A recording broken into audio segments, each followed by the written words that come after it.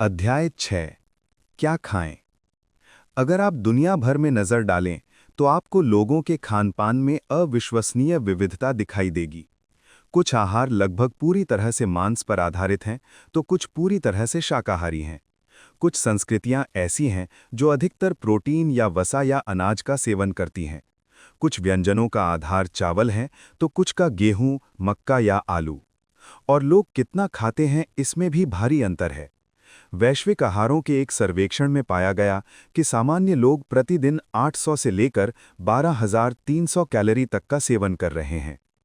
इन आबादियों के बीच कुछ जैविक अंतर हो सकते हैं।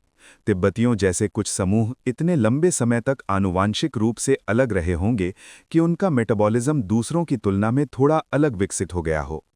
लेकिन ज़मीनी हकीकत ये है कि इंसान खाद्य पदार्थों की एक विशाल श्रृंखला पर जीवित और स्वस्थ रहने में सक्षम प्रतीत होते हैं। बुद्ध के आहार में क्या खाना चाहिए, इसके बारे में कोई कठोर नियम नहीं है। सबसे महत्वपूर्ण ये है कि आप ऐसा भोजन खाएं जो आपको पसंद हो और जिससे आपका पेट भरे। प्रतिबंधात्मक आहारों के साथ सबसे बड़ी समस्या ये नहीं है कि वे काम नहीं करते, बल्कि ये है कि शायद ही कोई उन पर टिका रह पाता है। वो आहार जो आपको दुखी करता है, लंबे समय तक चलने वाला नहीं है। और जैसा कि हमने पहले बताया है, बुद्ध ने स्वयं इस बारे में अधिक मार्गदर्शन नहीं दिया कि क्या खाना चाहिए। सभी भिक्षुओं की तरह उन्होंने मूल रूप से वही खाया जो स्थानीय लोगों ने उन्हें अर्पित किया। इसमें कुछ प्रावधान हैं कि अमीर या दिखावटी भोजन की मांग न की जाए, लेकिन अगर वे स्वतंत्र रूप से दिए गए हों तो भिक्षुओं को उन्हें खाने की अनुमति थी। भिक्षुओं को जरूरत से ज्यादा भोजन लेने या अपने कटोरे में भोजन को इधर-उधर करने के लिए प्रोत्साहित नहीं किया जाता था, ताकि ऐसा लगे कि उनके पास पर्याप्त भोजन नहीं है।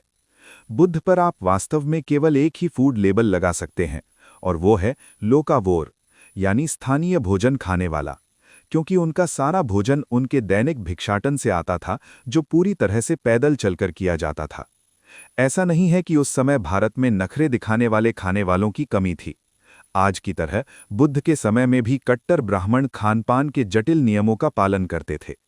वे कड़े शाकाहारी थे जो अंडे, प्याज और लहसुन से भी परहेज करते थे। यहाँ तक कि वे मशरूम खाने से भी बचते थे, ये मानकर कि वे अशुद्ध हैं, क्योंकि वे गोबर पर उगते हैं, जो सोचने पर वाकई में घिनौना लगता है। वहाँ अन्य और भी सख्त आहार मौजूद थे, जिनमें बासी या अधिक पका हुआ या गलत स्वाद या बनावट वाली कोई भी चीज़ खाना वर्जित था। और इस बारे में भी कड़े नियम थे कि कौन सी जाति दूसरी जातियों से कौन सा भोजन स्वीकार कर सकती है, जो बुद्ध को बिल्कुल पसंद नहीं था।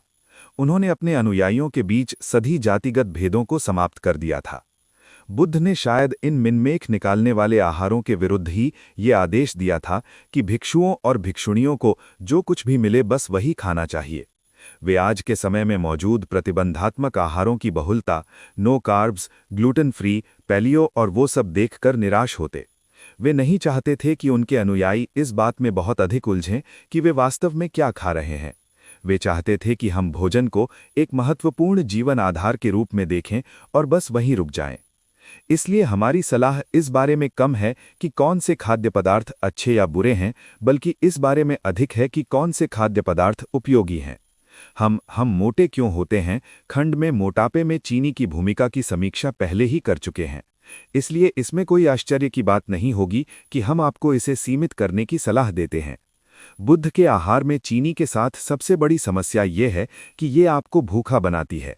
एक कारण है कि सिर्फ एक कुकी या बस थोड़ी सी आइसक्रीम खाना कितना मुश्किल होता है। वो सारी चीनी इंसुलिन की बाढ़ लाती है, और फिर वो सारा इंसुलिन आपको और अधिक चीनी की इच्छा जगाता है। बात यह नहीं है कि चीनी अस्वास्थ्यकर है, बल्कि ये कि ये अनुपयोगी है। बेशक हम में से कई लोगों के लिए चीनी कम करना कहना जितना आसान है, करना उतना ही मुश्किल। वैज्ञानिकों ने पाया है कि मिठास के लिए हमारी सामान्य पसंद सहज और सार्वभौमिक है, लेकिन साथ ही विशिष्ट खाद्य पदार्थों में मिठास के लिए हमारी पसंद समय के साथ बदल सकती है। संवेदी रिसर्चर पाते हैं कि हम में से प्रत्येक का एक ब्लिस पॉइंट होता है, मिठास की वो सटीक मात्रा, न कम न ज्यादा, जो भोजन और पेय को सबसे आनंददायक बनाती है। लेकिन ये बिंदु समय के साथ बदलता रहता है। उदाहरण के लिए, जब शोधकर्ता पानी में घुली चीनी की विभिन्न सांद्रताएं तैयार करते हैं, तो वे पाते हैं कि बच्चों और किशोरों को वयस्कों की तुलना में अधिक मीठा मिश्रण पसंद आता है। जैसा कि हमने पहले चर्चा की है, चीनी के बारे में बुरी खबर यह है कि आप जितना अधिक खाते हैं, आपकी उतनी ही अधिक इच्छा होती है। हमारा शरीर मीठे स्वाद का उसी तरह आदी हो जाता है जैसे नशीली दवाओं का, जिससे वही प्रतिक्रिया प्राप्त करने के लिए जल्द ही और अधिक मिठास की आवश्यकता होती है। हम में से अधिकांश अपने आहार में शामिल इस अतिरिक्त चीनी के आदी हो चुके हैं। अच्छी खबर यह है कि आप इस चक्र को उलट सकते हैं। समय के साथ आप जितनी कम चीनी खाएंगे, आपकी उतनी ही कम इच्छा होगी। आपका ब्लिस पॉइंट नीचे खिसक जाएगा और आप पाएंगे कि आपको अपने भोजन और पेय का पहले जितना ही आनंद लेने के लिए बहुत कम चीनी की आवश्यकता है। 1-2 हफ्तों के लिए अपनी कॉफ़ी या चाय में आधी चीनी डालकर देखें और जल्द ही आपका पुराना तरीका आपको बहुत ज़्यादा मीठा लगने लगेगा। इसी तरह यदि आप पिछली शताब्दियों को देखें तो कई मसाले जिन्हें हम आज हल्के में लेते हैं, या तो दुनिया के अधिकतर हिस्सों में अज्ञात थे या अविश्वसनीय विलासिता की वस्तुएं थीं। काली मिर्च दक्षिण और दक्षिण पूर्व एशिया की मूल निवासी थी और इसे यूरोप तक पहुंचने के लिए हिंद महासागर के पार जहाज से ले जाना पड़ता था। ये सस्ती नहीं थी, यहां तक कि नमक भी महंगा था, यदि आप समुद्र के इतने करीब नहीं रहते थे कि अपना नमक स्वयं सुखा सकें। यूरोप में पूरे साम्राज्य नमक के व्यापार से वित्त पोषित थे। हमारा विकास एक ऐसे युग में हुआ था जब ये सभी स्वाद बहुत दुर्लभ थे, और जब भी वे मिलें, जितना हो सके उतना खाना ठीक था। इसलिए इसमें कोई आश्चर्य की बात नहीं है कि हमारा शरीर आधुनिक वास्तविकता के प्रति हमेशा स्वस्थ तरीके से प्रतिक्रिया नहीं करता है। हम सभी के पास ऐसे खाद्य पदार्थ हैं जिन्हें हम खाना बंद नहीं कर सकते, भले ही हमें भूख न हो। इस बात पर ध्यान दें कि आप विभिन्न खाद्य पदार्थों के प्रति कैसी प्रतिक्रिया करते हैं।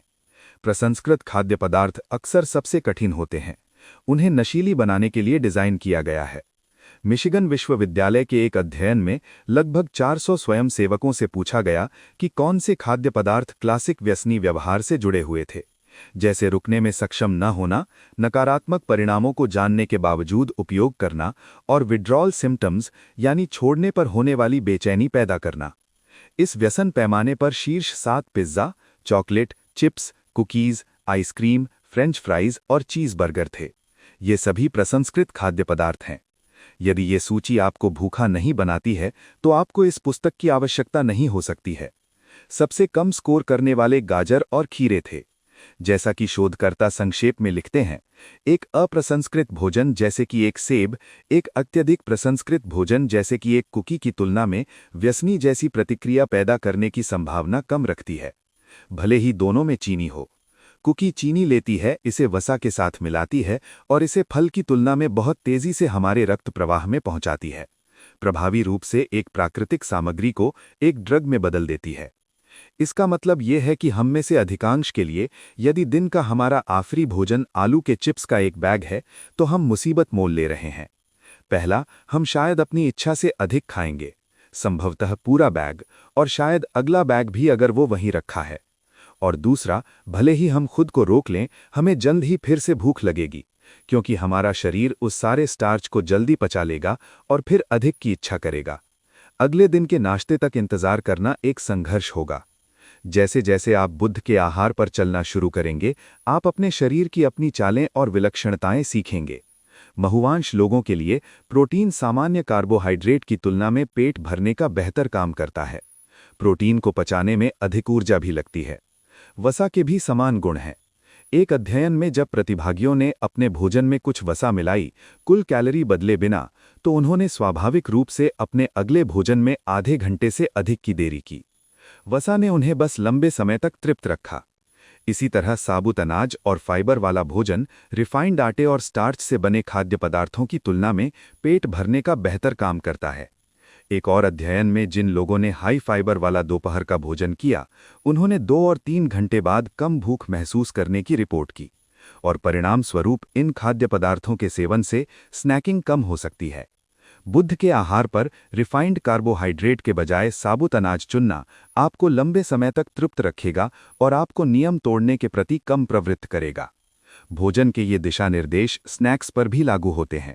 प्रोटीन युक्त स्नैक्स भूख से लड़ने का सबसे अच्छा तरीका है, और हाई कार्ब स्नैक्स सबसे खराब। एक और बात ध्यान में रखें, जब भूख न लगी हो तो स्नैक न करें। शायद ये स्पष्ट लगता है, लेकिन शोध से पता चला है कि जब आपको भूख न लगी हो तब स्नैक करने का अगले भोजन में आप क्या खाते हैं उस पर कोई प्रभाव नहीं पड़ता है। हालांकि कुछ लोग आपसे कहेंगे कि कई छोटे भोजन करना आहार में मदद कर सकता है, लेकिन आधुनिक नियंत्रित अध्ययनों ने इसके विपरीत पाया है कि कम बार खाने से दीर्घकाल में शरीर के वजन पर बेहतर नियंत्रण रहता है। दिन भर बिना सोचे समझे चरना प्रतिकूल होने वाला है। आप दोपहर और रात के भोजन में अभी भी उतना ही खाएंगे और वे सभी अतिरिक्त कैलोरी आपको कोई लाभ नहीं पहुंचाएंगी। पेय पदार्थों के बारे में क्या? हमारे पास इस पर एक और पूरा अध्याय आ रहा है, लेकिन सबसे संक्षिप्त सलाह यह है कि आप आमतौर पर अपनी कैलोरी पीने के बजाय खाना बेहतर समझते हैं, क्योंकि तरल पदार्थों की तुलना में ठोस भोजन अधिक तृप्ति देने वाला होता है। और जब हम चीनी से मीठे किए गए पेय पीते हैं तो हम आमतौर पर बाद में कम खाकर इसकी भरपाई नहीं करते हैं। इसलिए हम बिना किसी वास्तविक लाभ के दिन भर में अधिक कैलोरी ले लेते हैं। हालांकि अमीर देशों में कुपोषण दुर्लभ है, कुछ चीजें ऐसी हैं जिन पर आपको ध्यान देने की आवश्यकता होगी।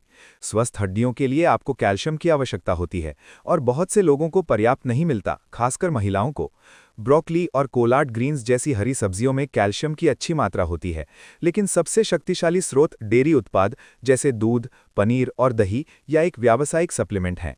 विटामिन स्वस्थ शरीर के लिए महत्वपूर्ण हैं और फलों और सब्जियों में पाए जाते हैं। हालांकि यदि आप चिंतित हैं तो एक दैनिक मल्टीविटामिन एक अच्छी बीमा पॉलिसी है।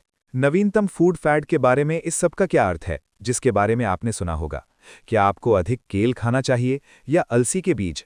क्या आपको एंटीऑक्सीडेंट का ढेर लगा लेना चाहिए या ओमेगा 3 का? सच तो ये है कि जो कोई भी आपके लिए इन सवालों का निश्चित रूप से जवाब देता है वो शायद सबूतों को बढ़ा चढ़ाकर पेश कर रहा है।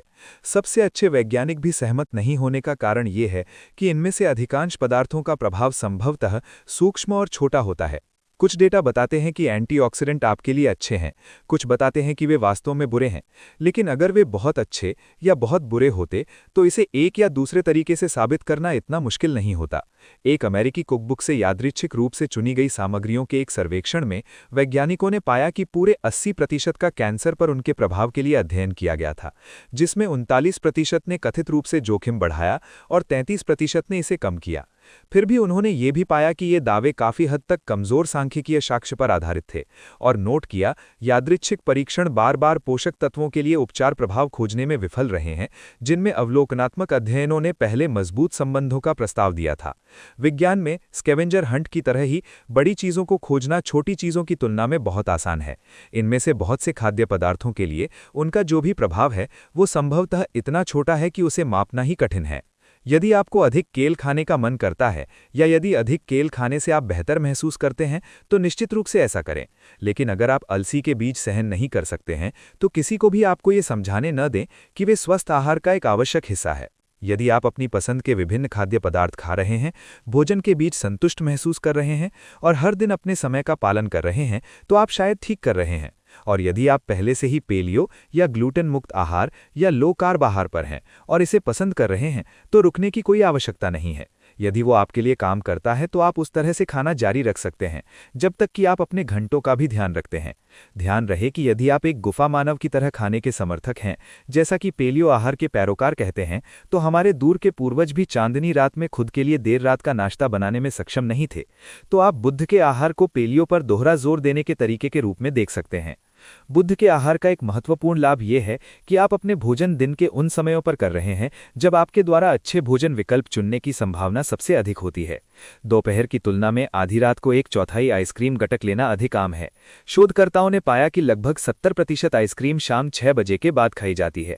जब हम एक लंबे दिन के अंत में थक जाते हैं तो हम सभी प्रकार की बुरी भावनाओं और बुरे निर्णयों के प्रति संवेदनशील होते हैं और हो सकता है कि हमारे पास कुछ स्वस्थ बनाने का समय ना हो, भले ही हमने अपने अच्छे इरादों को बनाए रखा हो। इसलिए हम बुद्ध के आहार पर प्रलोभनों को पूरी तरह से छोड़ देते हैं और अपना भोजन उस समय करते हैं जब हम इसे अच्छे से कर सकते हैं। एक आखिरी बात ध्यान देने योग्य है, जंक फूड को पूरी तरह से बंद करने की कोई आवश्यकता नहीं है और इसकी कोई गारंटी नहीं है कि फिर कभी फ्रेंच फ्राई को न छूना आपके वजन की समस्याओं को हल कर देगा। हाल ही में एक अध्ययन हमें बताता है कि सभी वजन श्रेणियों के लोग फास्ट फूड, सॉफ्ट ड्रिंक्स और कैंडी खाते हैं। इसलिए कटौती करें, लेकिन अपना ध्यान अपने खाने के शेड्यूल को बनाए रखने पर केंद्रित रखें। जरूरी बात यह है कि अपने शरीर की सुने। जैसे जैसे आप बुध के आहार पर अधिक समय बिताएंगे, आप स्वाभाविक रूप से प्रोटीन, वसा और उच्च फाइबर वाले अनाज पर आधारित स्वस्थ भोजन की ओर आकर्षित होंगे। जबकि आप किसी भी समय रैंडम तरीके से नहीं खा सकते हैं, तो आपके भोजन के विकल्प कम लापरवाह और अधिक विचारशील हो जाएंगे।